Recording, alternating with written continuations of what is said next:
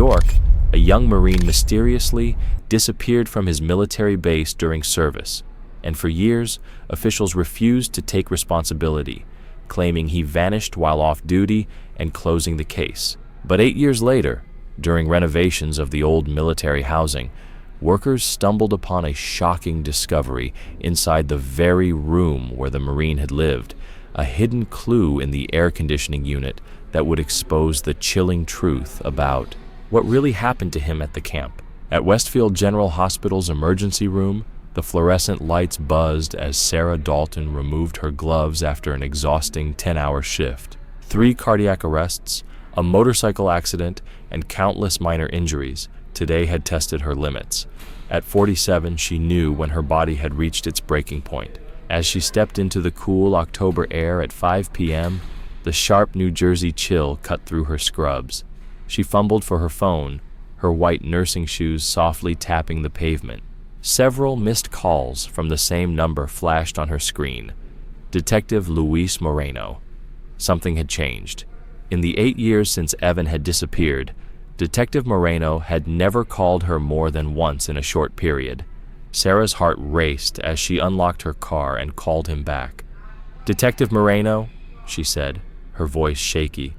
"I'm so sorry I missed your calls. I was in the middle of my shift. Everything okay?"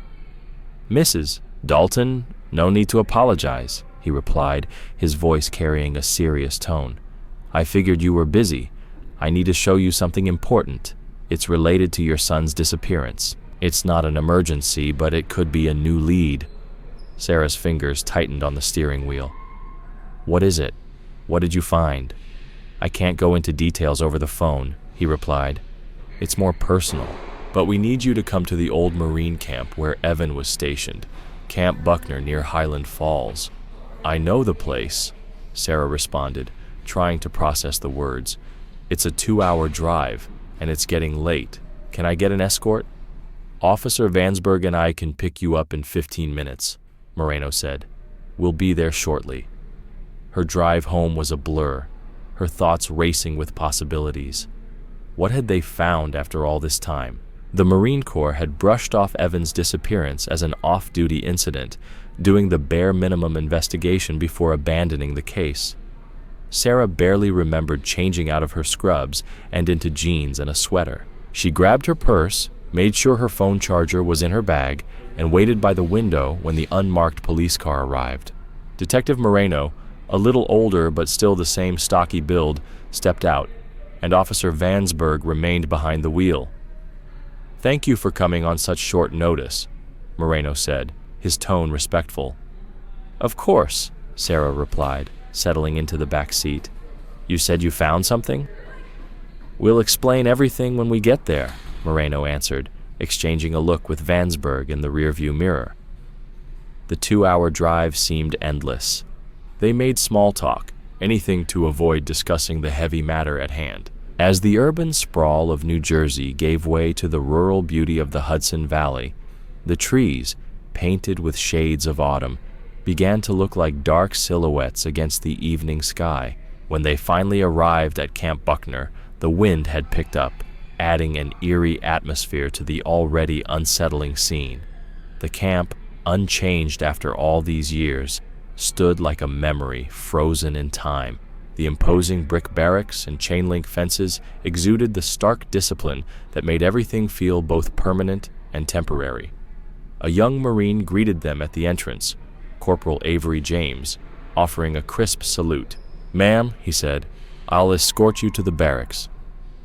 They followed him through the compound, their footsteps echoing on the concrete pathways.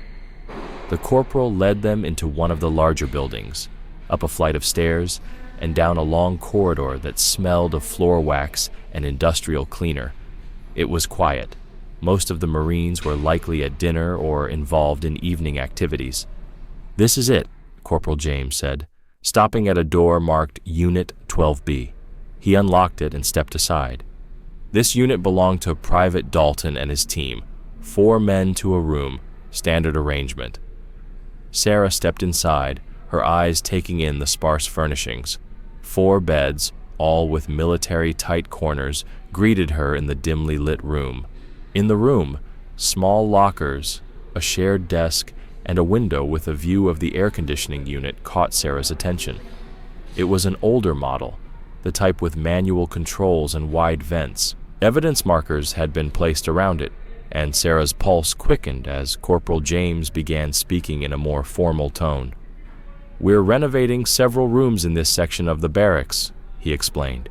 When the workers removed the air conditioning unit, they found something hidden inside. Detective Moreno stepped forward. "Mrs. Dalton, what they found were magazines, adult magazines," he said. Sarah's brow furrowed in confusion. "I don't understand. What does this have to do with Evan?" The corporal cleared his throat, visibly uncomfortable. "They were gay adult magazines, ma'am, and alongside them we found personal items that clearly belonged to your son." "That's impossible," Sarah said, her voice trembling. "Evan wasn't gay. He had female friends in high school. Mrs. Dalton," Detective Moreno interrupted gently. "They found Evan's cross pendant, the one you described in your missing persons report, and a pen with his name engraved on it. The items were wrapped with the magazines." Sarah felt her legs weaken slightly as she stumbled toward the nearest bed, Evan's bed. She had recognized it immediately, positioned right beside the air conditioning unit. Can I see them?" she asked, her voice barely a whisper. "Are you sure?" Moreno asked, concern in his voice. "Yes, I need to see them," she replied firmly. Vansberg handed her an evidence bag containing several magazines. Sarah took them with trembling hands, the silence in the room thick and uncomfortable. She flipped through the pages, trying to keep her composure as a medical professional, even as her heart raced. Then she saw it, handwriting in the margins of several pages, little drawings and notes. She knew that handwriting, had seen it countless times on school papers, birthday cards, and letters home. "This is Evan's writing," she whispered. The evidence was undeniable: the pendant, the pen, the handwriting, and the location, hidden in the vent beside his bed, right where his roommates wouldn't find them. Sarah closed her eyes, the pieces of a puzzle she had never wanted to complete falling into place. She thought back to how Evan had always had more female friends than male ones, how he'd never seemed interested when she tried to talk to him about a serious relationship with a girl, how, despite her gentle probing, he had always insisted that he was attracted to women. "He lied to me," she said softly. "All those times I asked him, he said he wasn't gay." As a nurse, Sarah had worked with people from all walks of life, and she had always prided herself on being accepting and progressive. But now, faced with this evidence about her own son, she felt a complex mix of emotions: surprise, sadness that he had felt he couldn't tell her, and a strange sense of clarity. The door opened, and a man in a crisp uniform with captain's insignia entered. "I apologize for being late," he said, extending his hand to Sarah. "Captain Charles Vale. I was Evan's commanding officer 8 years ago." Captain Vale was around 45, with salt and pepper hair and the rigid posture that came from decades of military service. His handshake was firm, and his expression somber. "Mrs. Dalton," he said, his voice filled with sympathy, "I want to express how sorry I am about what happened to your son. The Corps did everything we could within our jurisdiction, but since he left during Liberty—" His voice trailed off, the implication clear. Still, with this new discovery, they hoped it might provide new leads for the investigation. Officer Vansberg stepped forward. "We'll need to bag this as evidence, and we'd like to re-interview Evan's roommates, if possible. We spoke to them 8 years ago, but with this new information, we should interview other Marines who were close to Evan, anyone who might have known about this part of his life." Captain Vale and Corporal James exchanged glances as a rumble of thunder echoed outside. "Gentlemen, I'm afraid that will have to wait until morning," Captain Vale said. "We're expecting severe weather to move through the Hudson Valley tonight. The roads will be treacherous, and there may be closures. It would be safer for everyone to stay here overnight." Lightning flashed through the window, as if to emphasize his point. "We can arrange the interviews tomorrow morning during the 1,000 hours break," he continued. "Mrs. Dalton, we have guest quarters in the female section on the 3rd floor. It's a private room with its own bathroom. You'll be comfortable there." Sarah looked at Detective Moreno, who nodded. "It's probably for the best, Mrs. Dalton. We can start fresh in the morning." "There's a canteen where you can get dinner," Corporal James added. "The infirmary is on the same floor as your room if you need anything." A female Marine appeared in the doorway, almost as if on cue. "Private First Class Martinez," she introduced herself. "I'll show you to your quarters, ma'am." As Sarah gathered her purse, Captain Vale addressed the group. "Let's plan to meet in the main hall at 1,000 hours tomorrow. Mrs. Dalton, you're free to walk around the barracks, observe our operations. Sometimes seeing where your son lived and worked can be helpful."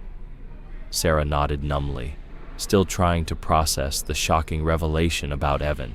She followed Private Martinez out of the room, glancing back at the air conditioning unit that had hidden her son's secret for 8 years. The guest room was sparse but clean. A single bed, a desk, and a small bathroom. Military efficiency at its finest. Martinez showed her the way to the canteen and pointed out the infirmary just down the hall. "If you need anything, ma'am, the duty officer is always available," Martinez said before leaving. Sarah sat on the bed, suddenly feeling every one of her 47 years. The exhaustion from her shift, the long drive, and the emotional turmoil of the evening crashed over her like a wave.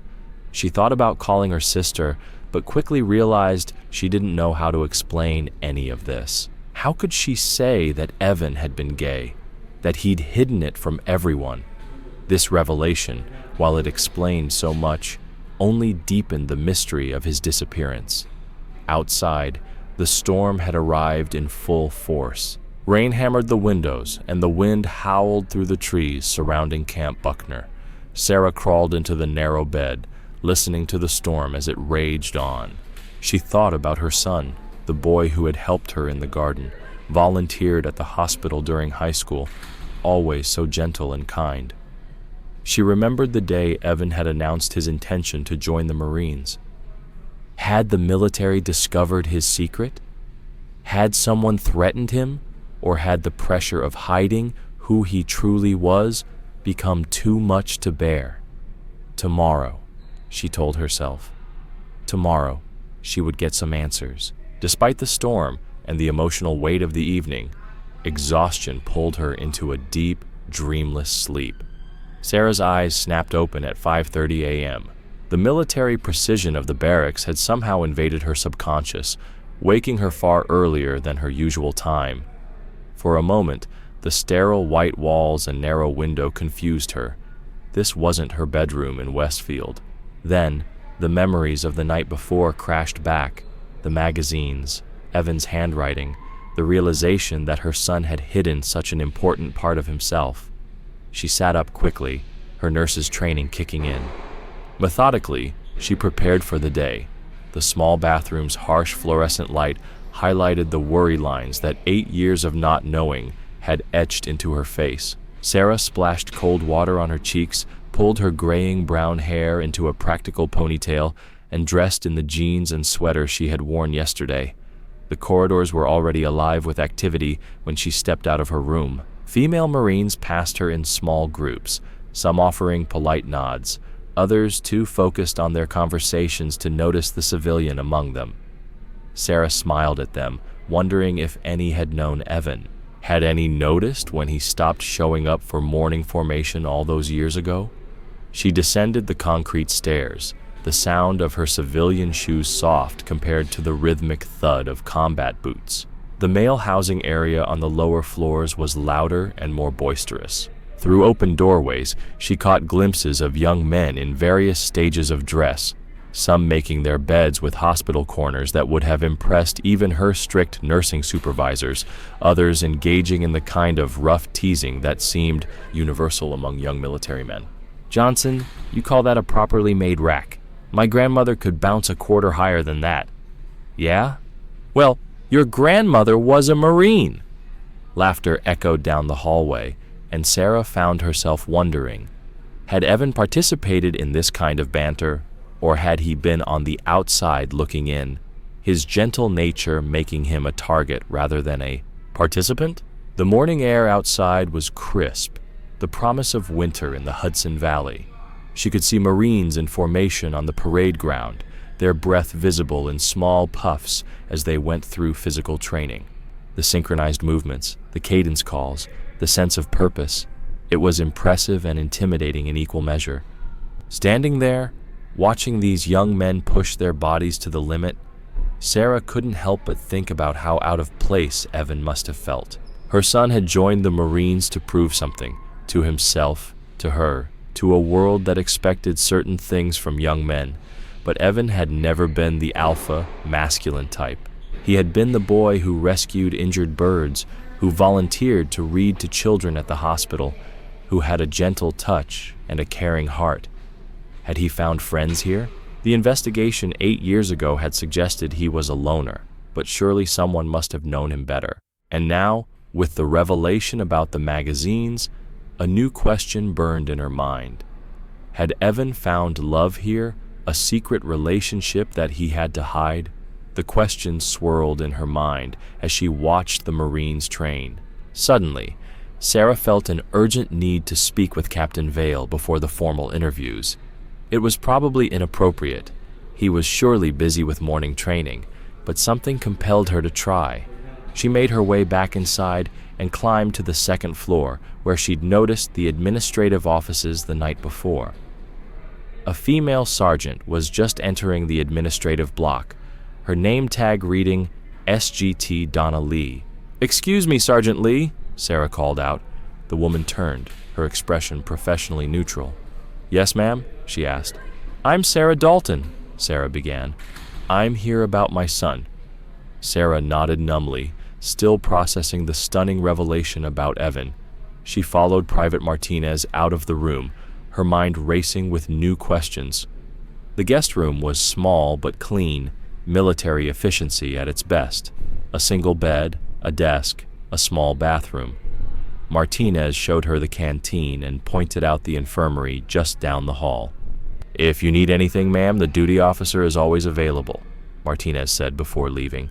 Sarah sat on the bed, feeling the weight of her 47 years crashing over her. The exhaustion from her shift, the long drive, and the emotional turmoil from the night before overwhelmed her. She thought about calling her sister, but quickly realized that she had no idea how to explain what had just happened. How could she tell her that Evan had been hiding such an important part of himself? The revelation seemed to explain so much, but it only deepened the mystery of his disappearance. Outside, the storm had intensified. Rain battered the windows, and the wind howled through the trees surrounding Camp Buckner. Sarah crawled into the narrow bed, and, as she listened to the storm, she thought about her son, not the Marine who had vanished 8 years ago, but the boy who had helped her in the garden, volunteered at the hospital, and had always been gentle and kind. She thought about the day Evan had announced his intention to join the Marines. Had the military discovered his secret? Had someone threatened him? Or had the pressure of hiding who he truly was become too much to bear? Tomorrow, she told herself. Tomorrow, maybe she'd get some answers. Despite the storm and the emotional strain, exhaustion pulled her into a deep, dreamless sleep. At 5:30 a.m., Sarah's eyes snapped open. The military precision of the barracks had somehow invaded her subconscious, waking her far earlier than her usual time. For a moment, she was disoriented by the sterile white walls and narrow window. This wasn't her bedroom in Westfield. The memories of the night before, Evan's handwriting, the magazines, the shocking revelation, came flooding back. She quickly sat up, her nurse's training kicking in. The small bathroom's harsh fluorescent light accentuated the worry lines that 8 years of uncertainty had etched into her face. She splashed cold water on her cheeks, pulled her graying brown hair into a ponytail, and dressed in the same jeans and sweater she had worn the day before. The corridors were already busy with activity when she stepped out of her room. Female Marines passed her in small groups, some offering polite nods, others too focused on their conversations to notice the civilian among them. Sarah smiled at them, wondering if any had known Evan. Had anyone noticed when he stopped showing up for morning formation all those years ago? She descended the concrete stairs, the sound of her civilian shoes soft against the rhythmic thud of combat boots. The male housing area on the lower floors was louder, more boisterous. Through open doorways, she glimpsed young men in various stages of dress, some making their beds with hospital corners that would have impressed even her strict nursing supervisors, others engaging in the rough teasing that seemed to come naturally to young military men. "Johnson, you call that a properly made rack? My grandmother could bounce a quarter higher than that." "Yeah? Well, your grandmother was a Marine." Laughter echoed down the hallway, and Sarah found herself wondering, had Evan participated in this kind of banter, or had he been on the outside looking in? Had his gentle nature made him a target rather than a participant? The morning air outside was crisp, the promise of winter hanging in the Hudson Valley. She could see Marines in formation on the parade ground, their breath visible in small puffs as they went through physical training. The synchronized movements, the cadence calls, the sense of purpose, it was impressive and intimidating in equal measure. Sarah couldn't help but think about how out of place Evan must have felt. Her son had joined the Marines to prove something, to himself, to her, and to a world that expected certain things from young men. But Evan had never been the alpha masculine type. He had been the boy who rescued injured birds, volunteered to read to children at the hospital, and had a gentle touch and caring heart. Had he found friends here? The investigation 8 years ago had suggested he was a loner, but surely someone must have known him better. And now, with the revelation about the magazines, a new question burned in her mind. Had Evan found love here? A secret relationship that he had to hide? The questions swirled in her mind as she watched the Marines train.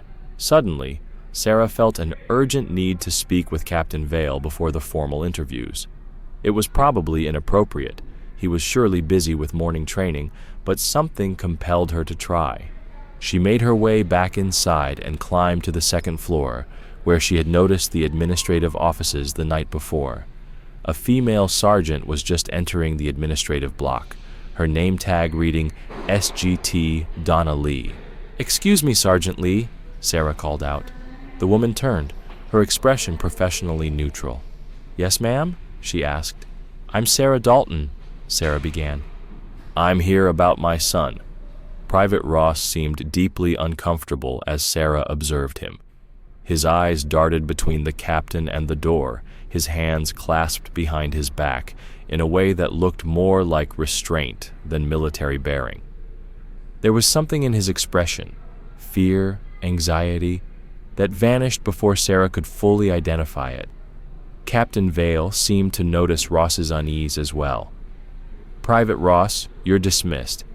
Thank you for your help this morning," he said with a tone that suggested more than just routine dismissal.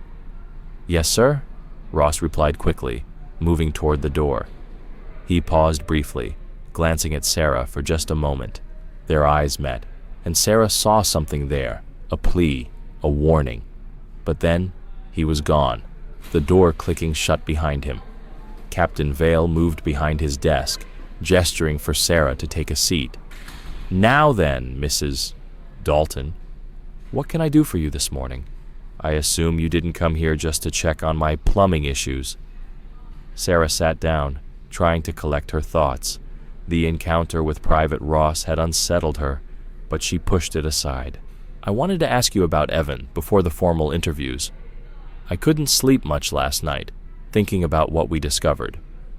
"Understandable," Captain Vale said sympathetically. "I keep wondering about his life here. Was there anyone he was particularly close to? Given what we now know about his orientation, I wonder if perhaps he had a relationship, someone who might have known where he was planning to go." Captain Vale leaned back in his chair, seeming to consider her questions carefully. "Your son was different from most of the Marines here, Mrs. Dalton. I don't mean that in a negative way, he added quickly. But he was gentler, more thoughtful. Not everyone appreciated those qualities in this environment. Was he bullied? Sarah asked directly. I wouldn't say bullied exactly, but he didn't fit the typical mold. You have to understand, Mrs. Dalton, the Marine Corps attracts a certain type of young man, aggressive, competitive, what you might call hyper-masculine. Your son was quiet, kept to himself. Some of the others saw that as weakness. Sarah felt her jaw tighten. Gentleness isn't weakness. I agree completely, Vale said. For what it's worth, I personally believed Private Dalton was no less a Marine than any of the others. He completed his training satisfactorily. He followed orders. But socially, he shrugged, he was isolated. A loner, as some might say. Did you ever notice anyone showing particular interest in him, or him in anyone else? Sarah pressed. The captain's expression remained neutral. I make it a point not to involve myself in the personal lives of my Marines, Mrs. Dalton. What they do in their off hours, who they associate with, that's their business, as long as it doesn't affect unit cohesion or readiness. It was a diplomatic answer. Perhaps too diplomatic, Sarah thought. But surely you must have noticed something, she pressed. In light of what we found last night, the magazines, there must have been signs. The captain hesitated. I noticed Private Dalton seemed troubled sometimes, lonely, as I said, but many young Marines struggle with homesickness, with adjusting to military life. I didn't think his case was particularly unusual. Sarah wanted to ask more, to push harder, but something in the captain's tone suggested she had reached the limit of what he was willing to share, at least in this informal setting. I see, she said finally. Well, thank you for your time, Captain. And again, I apologize for this morning's misunderstanding. Captain Vale stood as she did, coming around the desk to escort her to the door. No apology necessary, Mrs. Dalton. I understand this is a difficult time for you. Why don't you go get some breakfast? The canteen serves from 600 to 800. You can watch the Marines training through the windows there. It might give you a better sense of your son's daily life here. Thank you, Sarah said, as she reached for the door handle. Captain Vale added, Mrs. Dalton, try not to overthink things. Sometimes the simplest explanations are the correct ones. Sarah nodded and left the office, but as she walked down the corridor, she couldn't shake the feeling that nothing about Evan's disappearance was simple at all. The captain's explanation about the drain made perfect sense, yet Private Ross's troubled expression lingered in her mind. The young man had looked genuinely distressed, frightened even. But frightened of what, or whom? She thought about Evan, the gentle boy who had hidden so much of himself. Had he been frightened too? Had he found acceptance here? Or had the need to hide his true self become unbearable? The questions followed her as she made her way to the canteen. The morning sun was now fully illuminating the corridors of Camp Buckner. The canteen was a utilitarian space, long tables with attached benches, harsh fluorescent lighting casting everything in relief, and windows that looked out onto the training grounds. The smell of eggs, bacon, and strong coffee filled the air. Officer Hans Vansberg sat alone at a table near the windows, already halfway through his breakfast. Sarah poured herself a cup of coffee from the self-service station, noticing how her hands still trembled slightly from the strange encounter. She joined Hans at his table, grateful for a familiar face. "Morning, Mrs. Dalton," Hans said, looking up from his scrambled eggs. "Sleep okay?" "Trained to handle this, Private Ross," the corpsman said, his voice edging with authority. "We can handle it." But Ross looked uncomfortable, his gaze flicking from Sarah to the corpsman and back. There was something in his eyes, fear perhaps, but more likely a desire for someone familiar. Sarah hesitated but then nodded. "I'll stay," she said, her voice calm, trying to make Ross feel more at ease. "Just make sure everything's properly checked." The corpsman didn't argue further, and Sarah began to clean the wound. As she worked, She could feel Ross tense under her touch. He kept his eyes fixed on the ceiling, avoiding her gaze. The awkwardness in the room was palpable, but Sarah focused on the task at hand, keeping her movements precise, her thoughts steady despite the way her mind kept drifting back to the strange encounter in the captain's office. The wound on Ross's forehead wasn't deep, but it had bled heavily. She carefully dressed it, making sure he was comfortable, but there was still a strange tension between them. She couldn't help but wonder if Ross had been hiding something, if there was more to his fall than simple clumsiness. It had been so sudden, and the way he had reacted, almost like he was trying to avoid something, made her think twice. As she finished up, she noticed his fingers twitch slightly, almost as if he were resisting the urge to reach for something, or someone. It was brief, but she caught it, and it unsettled her. She quickly covered the thought with professional detachment. "You're good to go for now, Private," Sarah said as she helped him sit up. "But if you feel dizzy or anything unusual, let me know immediately." Ross nodded, his face still a little pale, but the blood from his forehead had been stopped. "Thank you, Mrs. Dalton." "You're welcome, Private Ross. Take care of yourself." As she turned to leave, she could hear him shift on the table behind her. She glanced back for a moment. "If you need anything, don't hesitate to ask." Ross simply nodded again. The door closed softly behind her as she stepped back into the hallway, her mind still racing with the strange turn of events. As Sarah made her way back to the administrative area, she tried to push the uneasy feeling about Ross aside. There was something about his behavior that didn't sit right with her, but there were bigger things at play now. The interviews, the investigation, it all loomed large in her mind. She needed answers about Evan, not distractions. At the top of the stairs, she spotted Captain Vale talking with Detective Moreno, both of them looking as if they had been waiting for her. The captain straightened as Sarah approached, his expression unreadable as always. "Everything all right with Private Ross?" Vale asked. Sarah paused for a moment, considering her response. She didn't want to imply anything without being sure. "He's fine, just a fall. He'll need a bit of rest, but no major injuries." Captain Vale nodded, but Sarah noticed the way his eyes flickered briefly toward the infirmary door, as if checking to see if everything was indeed all right. There was a momentary tension in the air, subtle but noticeable. "Well, we've got the interviews lined up for tens of hours," Detective Moreno said, his tone more businesslike now. "We should be able to make some progress with the evidence we've gathered. It's a good lead." "Good," Sarah said, feeling a rush of determination. She wanted closure. Whatever the outcome, she just needed to know the truth about her son.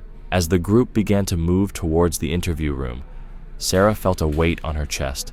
The mysteries surrounding Evan's disappearance were beginning to unravel, but she still felt as though she was only scratching the surface. And with each new revelation, she couldn't help but wonder how much more was being hidden by Ross, by the captain, by the Marines who had known Evan best. Review room, where the captain had been meeting with Ross, it all pointed to something far darker than Sarah had anticipated. Her heart raced as she clutched the journal to her chest, the weight of Evan's secret life pressing down on her. She had seen the truth now, and no matter how unsettling it was, it could no longer be ignored. As Corporal James led Ross away, Sarah was left standing in the hallway, her mind spinning. What had Ross meant by the gymnasium? What exactly was the captain doing there after the reviews? It didn't sit right, the way everything had unfolded so far. She had pieces of a puzzle, but the picture was still far from clear. Sarah took a deep breath, trying to steady herself. She had to get to the detective. The captain's office, Ross whispers, the journal, all of it pointed to something more sinister, and the more Sarah uncovered, the more she felt like she was standing on the edge of something that could shatter everything she thought she knew about. Her son, her life, and even the very institution she had entrusted him to. Walking toward the hallway, she tried to push the thoughts aside. Focus on Evan. This is about him. It's always been about him. When she entered the hallway, Detective Moreno and Officer Vansberg were waiting for her, their expressions serious. She could feel their eyes on her as they exchanged brief glances, waiting for her to speak. "Mrs. Dalton," Detective Moreno said, his tone soft but firm. "I understand you've had a chance to review some new evidence. Are you ready to discuss what you've found?" Sarah nodded, her throat tight. She was ready to speak, ready to make sense of the chaos in her mind, but she needed to make sure they understood the gravity of what she had discovered. "I've found something," she said slowly, her voice barely above a whisper. She took a deep breath and pulled the journal out from beneath her shirt, handing it to Detective Moreno. "This is from Evan. It's everything. His writing, his experiences, his secrets." As the detective took the journal from her hands, his eyes narrowed. This is critical, Mrs. Dalton. We'll make sure this is handled properly, but I have to ask, are you sure about what you're implicating?" The captain is involved," Sarah interrupted, her voice now steadier.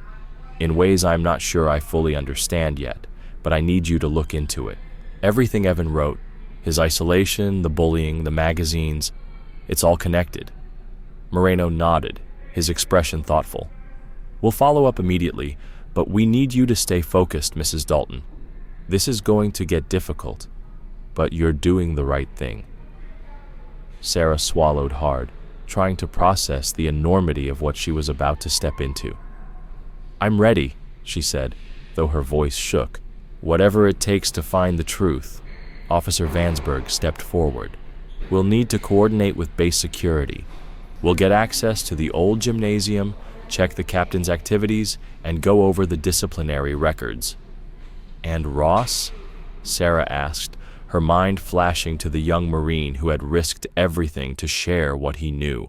"We'll keep an eye on him," Vansberg said. "He's likely to be under surveillance. His testimony could be critical, but we'll have to move carefully to protect him."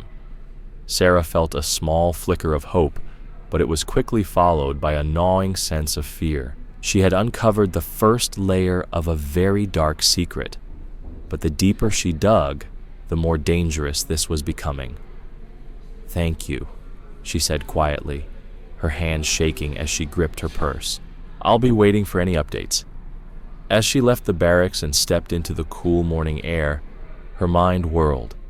The journey ahead was uncertain, but one thing was clear. She was no longer just searching for answers about Evan's disappearance. She was about to uncover a truth that could change everything. And whatever it was, she knew she had to see it through to the end. The pieces of the terrible puzzle were falling into place, but Sarah feared the picture they would form when complete. She was gripped by a sickening sense of dread as she made her way back through the bustling hall, Marines setting up folding chairs and arranging recording equipment for the interviews.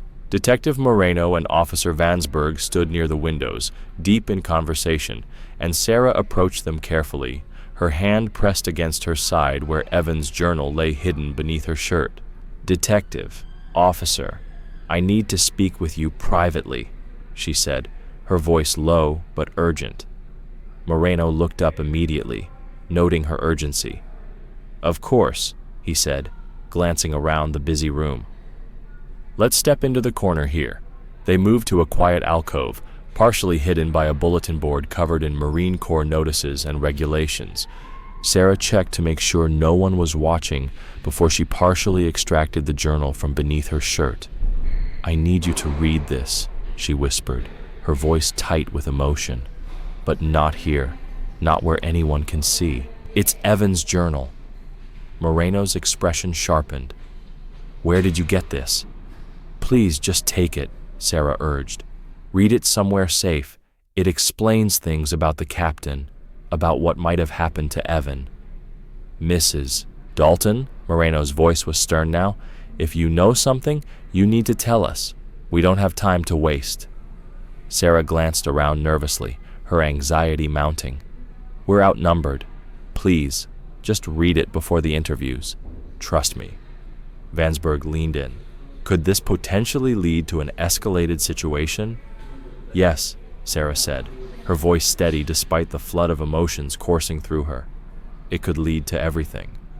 Moreno made a decision. He slipped the journal inside his jacket and pulled out a small flip phone.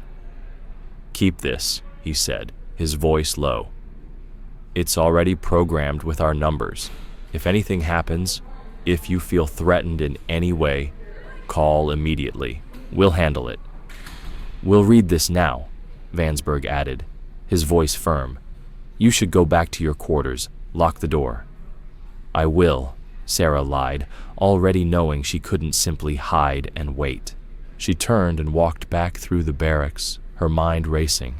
The training grounds were emptying as Marines were dismissed from morning drills, and she scanned the groups for Ross, for Corporal James, for Captain Vale. But none of them were visible. "Lucky if he can sit for a week after this one," a young Marine said to his companions as they passed. "Fourth disciplinary review this week. Ross must be going for some kind of record." "Yeah, gymnasium's getting a real workout lately," another laughed. Sarah's blood turned cold. The gymnasium. That was where Ross had said the captain went after disciplinary reviews.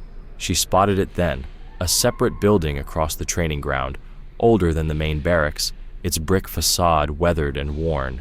She watched as Captain Vale approached it from the far side, his stride purposeful. He didn't notice her as he focused on his destination. Sarah made a split-second decision. She waited until Vale had entered the building, then followed, keeping to the tree line that bordered the training ground.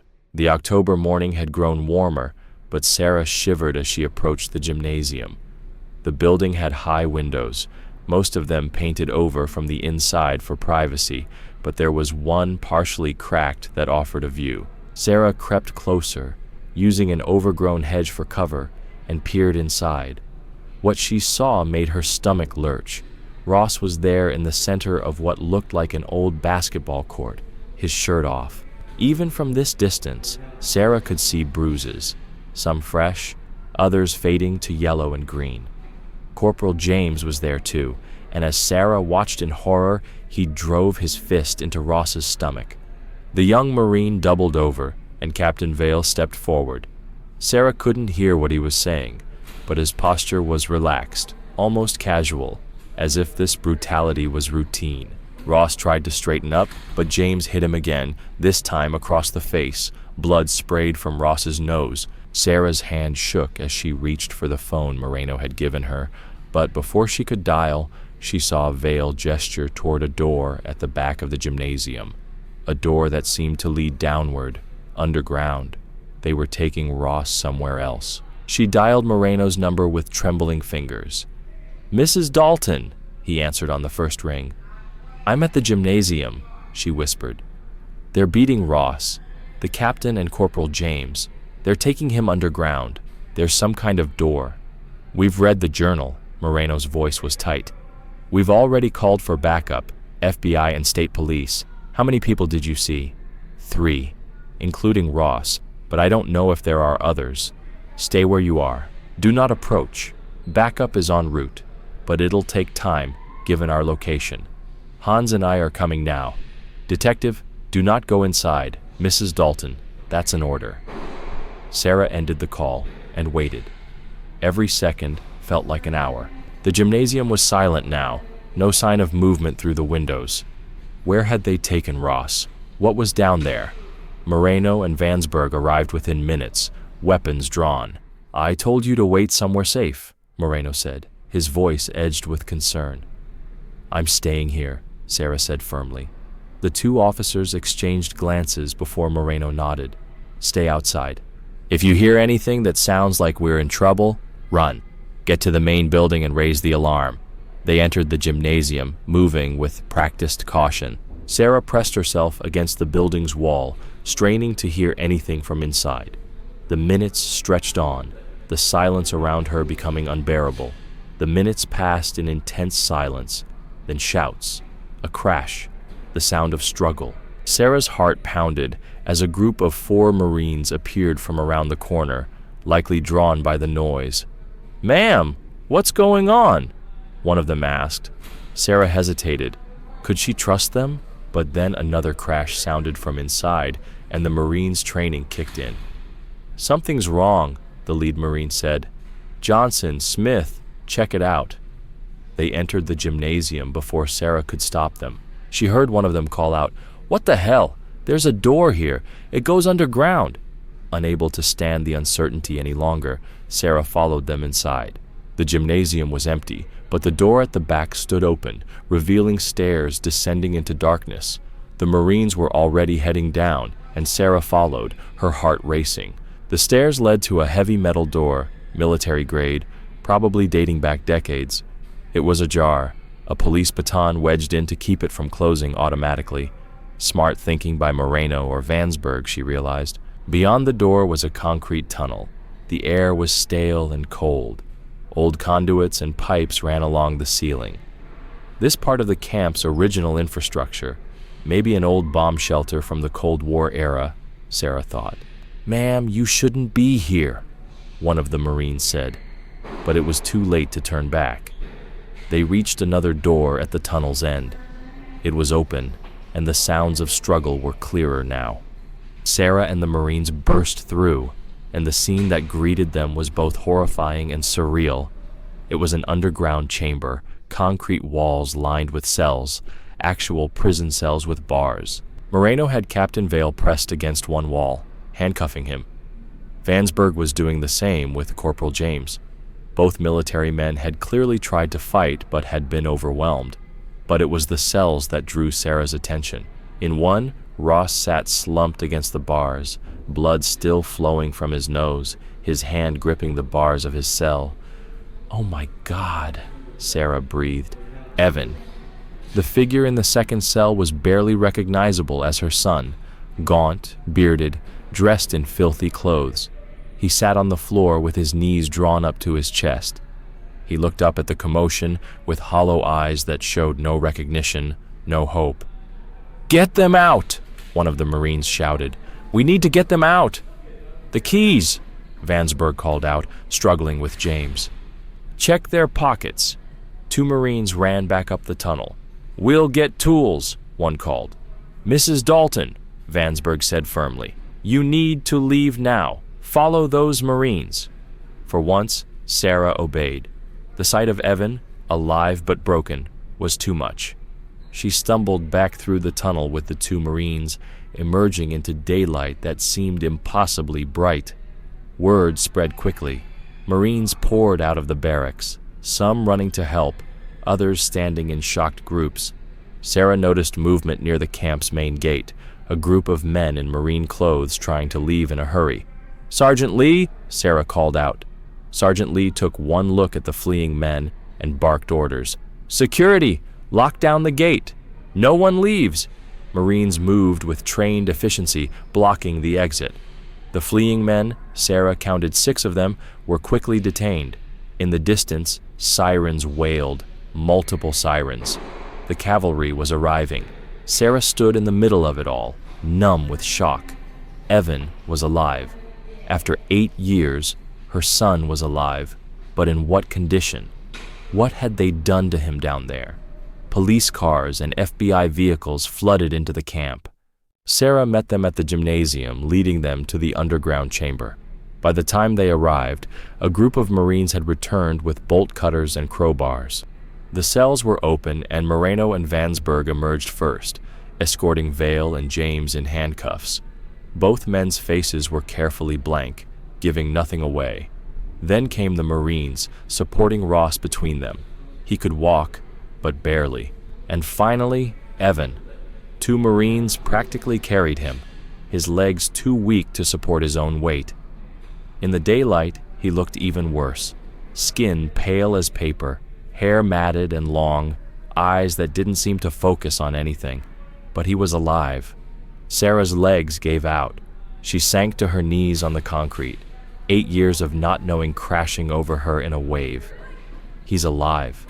Sarah pulled herself to her feet as FBI agents and state police swarmed the area. Detective Moreno was speaking rapidly to an FBI agent, gesturing toward the gymnasium. "We entered the underground chamber and found Captain Vale sexually assaulting Private Ross, while Corporal James was recording it, Moreno explained. They made a comment about adding to their collection in the disused bomb bunker, said something about others joining them later.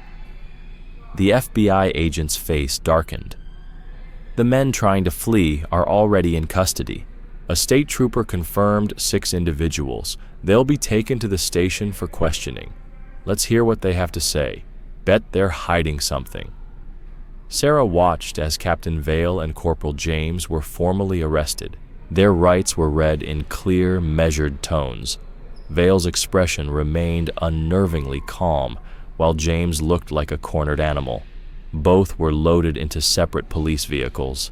The medical team had arrived. 2 ambulances with full crews. Sarah moved toward Evan. Her hands trembled as she reached out to touch his face. He flinched at first, then seemed to recognize something in her touch. "Evan," she whispered. "It's Mom. You're safe now." He looked at her with those hollow eyes, and she could see him trying to process it, trying to understand that this was real. His lips moved, but no sound came out. "Ma'am, we need to get them to the hospital," a paramedic said gently. "Both victims need immediate medical attention." Detective Moreno appeared at her elbow. "Mrs. Dalton, that journal, you were right not to trust anyone here. We still don't know how deep this goes, how many were involved or knew and stayed silent, but we'll find out," he said, his voice low and urgent. Around them, FBI agents and military police were organizing the Marines into groups, preparing for mass interviews. The entire camp had become a crime scene. "Go with your son," Moreno said, glancing back toward the chaotic scene. "I'll catch up with you at the hospital later. There's a lot to process here and at the station." "Thank you," Sarah managed, her voice thick with gratitude. "For believing me, for acting so quickly. Thank you for not giving up." He nodded, his expression softening for a moment. 8 years, and you never stopped looking." Sarah climbed into the ambulance with Evan and Ross. The 2 young men lay side by side on gurneys, the weight of their ordeal heavy in the air. Ross, despite his injuries, managed to turn his head toward her. "You saved us," he whispered through swollen lips. "Both of us." Sarah squeezed his hand gently. "You saved yourselves," she said quietly, "by surviving, by not giving up." The ambulance ride was a blur of medical terminology that Sarah knew by heart but couldn't process. Blood pressure readings, IV insertions, preliminary examinations. She held Evan's hand, feeling how thin it was, how fragile. 8 years. He had been down there for 8 years. At the hospital, not her hospital, but the regional medical center with better facilities, Sarah found herself in the surreal position of being on the other side of the emergency room doors. Her colleagues would understand why she couldn't be involved in treatment right now. She wasn't a nurse anymore. She was a mother. She sat in the waiting room, the same uncomfortable chair she'd walked past thousands of times without really seeing how many families had sat here, waiting for news. How many had received miracles? How many hadn't? Yesterday, she'd been in her own ER, saving lives with practiced efficiency, each patient a story, a crisis, a human being in need. She'd gone through the motions, professional and detached, never knowing that her own story was about to take such an impossible turn. An hour passed, maybe more. Time moved strangely when you were the one waiting. "Mrs. Dalton." A doctor she didn't recognize stood before her. "I'm Dr. Chen. Your son and Private Ross are stable. We've completed initial examinations and treatments. They're being moved to a room now. We've put them together as requested." "Can I see him?" "Of course. Room 314. He's awake, but very weak. We'll need to run more tests, but physically, he'll recover. The psychological aspects will take longer." Sarah knew what he wasn't saying. 8 years of captivity, of abuse, of isolation. The body might heal, but the mind. She followed Dr. Chen down the hallway, her heart pounding in her chest. Room 314 was easy to find. Ross was asleep, bandages covering his face, IV fluids replacing what violence had taken. In the next bed was Evan. He was awake, staring at the ceiling when she entered. His head turned slowly, as if movement itself was something he'd forgotten how to do. "Evan," she said softly. His eyes focused on her, and Sarah saw recognition dawn, real recognition this time, not just the vague awareness from before. His mouth opened, and a sound emerged, cracked, broken, barely a whisper. "Mom!" Sarah crossed to his bed in 2 strides, gathering him carefully in her arms. He was so thin, so fragile, but he was warm and alive and here. They cried together, silent tears that needed no words. 8 years of fear, of not knowing, of imagined horrors that turned out to be less terrible than the truth. It all poured out in that hospital room. A knock at the door interrupted them. Officer Vansberg entered, looking exhausted. "Mrs. Dalton, sorry to intrude. The detective is still at the camp, but he wanted me to update you."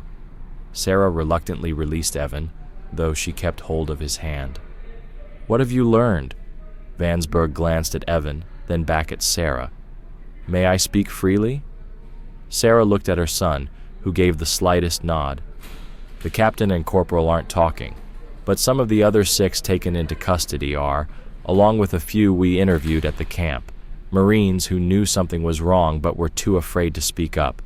Your son, when he arrived at Camp Buckner in 1993, he became a target almost immediately. He didn't fit their idea of what a Marine should be. Too introverted, too gentle."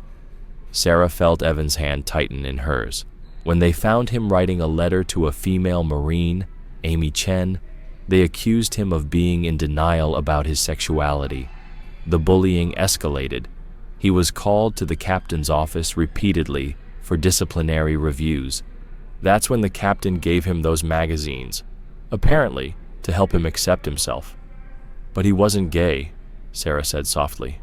"No," Vansberg agreed. "He was just different." The magazines became an issue when other Marines found out about them. They were contraband, valuable in a place like that. Your son hid them, but his roommate found them and made copies. The captain was furious about losing control of the situation. Sarah's heart sank, but she pressed on, dreading the answer. "And then? What happened?" Vansberg's jaw tightened. "My hypothesis is that the captain and the corporal had certain disturbing interests. They saw your son and Ross as ideal targets, submissive, isolated, with no one likely to ask too many questions. They kept them around for their own twisted gratification, but we still need to confirm these suspicions." 8 years, Sarah whispered. "They made him a slave." "Your son will need extensive therapy," Vansberg said gently. "Physical recovery, psychological support. It's a long road, but he's alive, Mrs. Dalton.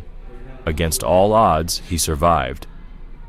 I'll notify Ross's family," he added. "They're in Michigan. They'll want to come immediately." After Vansberg left, Sarah sat on the edge of Evan's bed, stroking his matted hair. "It's okay, Mom," Evan whispered, his voice like sandpaper. "I may look like this, but I'm still strong inside." Fresh tears spilled down Sarah's cheeks. "How? How did you stay strong?" she asked. "I kept waiting," he said simply. "I knew someone would come. I knew you wouldn't give up on me." "Never," Sarah said fiercely. "I never gave up." Evan glanced toward the other bed. "That man I saw in the bunker," he whispered. "His name is Private Caleb Ross," Sarah said. "The doctor said he's going to be okay. He's the one who found your journal, the one who helped me make sense of everything. He risked everything to uncover the truth. We'll talk to him when you're both feeling better," Sarah added, her voice tender. Evan's eyes fluttered closed, exhaustion claiming him, but there was something like peace on his face now, the first peace Sarah had seen since she arrived. As she sat there, holding her son's hand, Sarah reflected on the threads that had led to this moment. Ross's bravery in seeking the truth and protecting himself, the detective's relentless determination, even the renovation that had revealed those hidden magazines. Evil thrives in silence and shadows, she realized. It depends on fear, on isolation, on the belief that no one will come looking.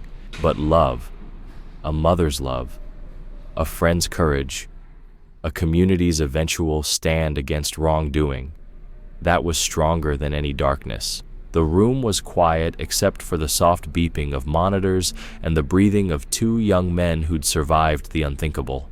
Sarah settled into the chair between their beds, keeping watch. She'd waited 8 years for this moment. She could wait a little longer for whatever came next.